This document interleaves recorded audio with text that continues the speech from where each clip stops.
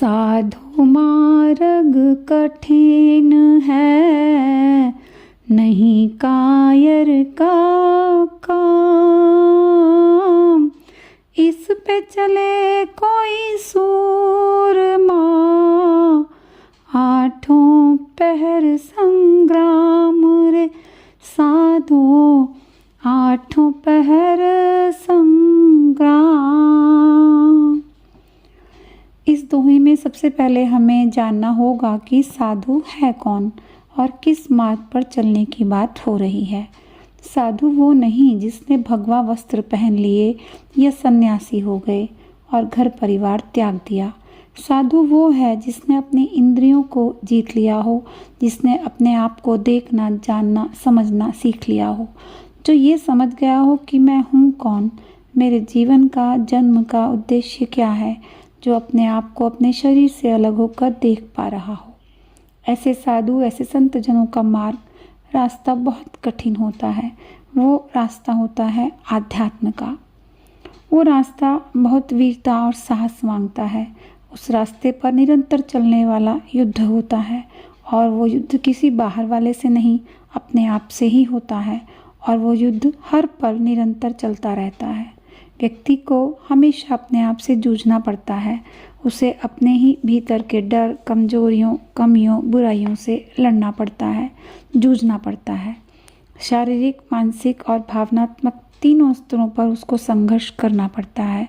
उसे हर पल सचेत, सजग और सावधान रहना होता है। ये रास्ता प्रेम का होता है।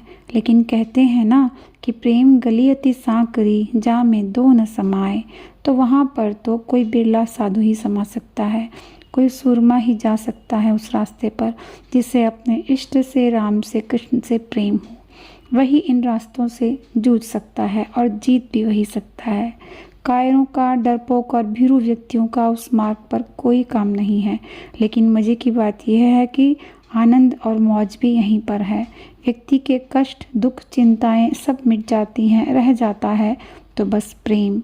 वो प्रेम इतनी ताकत, इतना साहस दे देता है कि फिर कितनी भी मुश्किलें आएँ, व्यक्ति न घबराता है न पीछे हटता है।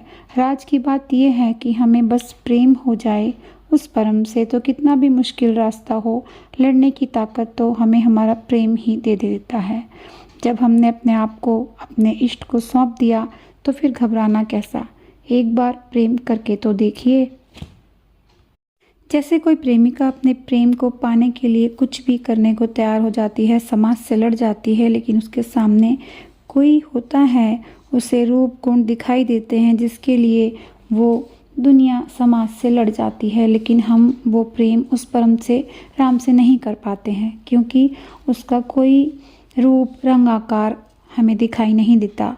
हमने अपने परम को, इष्ट को, राम कृष्ण को रूप, रंग, गुण दे तो दिए, लेकिन ये भी हमें जीवित रूप में तो नहीं दिखते। हम उन्हें स्पर्श नहीं कर सकते, तो हम विश्वास भी नहीं कर पाते कि हम इन्हें मानते भी हैं और नहीं भी मानते।